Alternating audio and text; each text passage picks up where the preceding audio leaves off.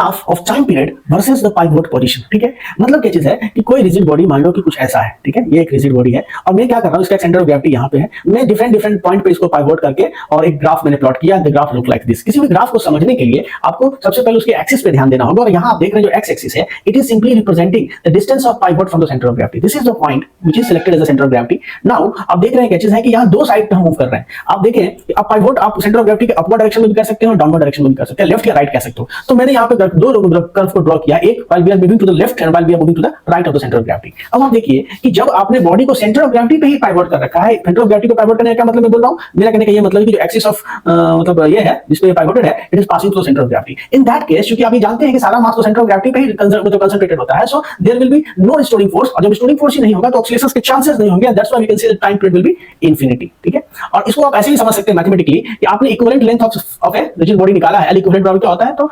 k²/lc और प्लस यहां से एलसी होता है। ठीक है, तो जैसे ही आपने इसको क्या किया कि सेंटर ऑफ ग्रेविटी पे पाइवोट कर दिया, you are simply tending LC to 0, और जब एलसी 0 डालोगे तो एल इक्विवेलेंट की वैल्यू क्या आ जाएगी, इंफिनिटी आ जाएगी। और आप जानते हो कि टाइम पीरियड क्या होता है, 2π√L इक्विवेलेंट बाय जी होता है, and that leads to the infinity time period. तो मैथमेटिकली भी आप समझते हो कि सेंटर ऑफ ग्रेविटी पे आपने बॉडी को पाइवोट किया तो टाइम पीरियड इंफिनिटी आएगा। दैट्स व्हाई ये जो आपका लंबा सा लाइन है जो सेंटर ऑफ ग्रेविटी की पोजीशन को शो कर रहा है, इसके पास जब गर्व जा रहा है तो इसके एजिम्पटूड बन रहा है, ठीक है, इसको टच नहीं कर रहा है, it is going towards the infinity. ठीक है, ये समझ में आ गई बात। अब देखो क्या चीज है कि चूंकि तुमने टाइम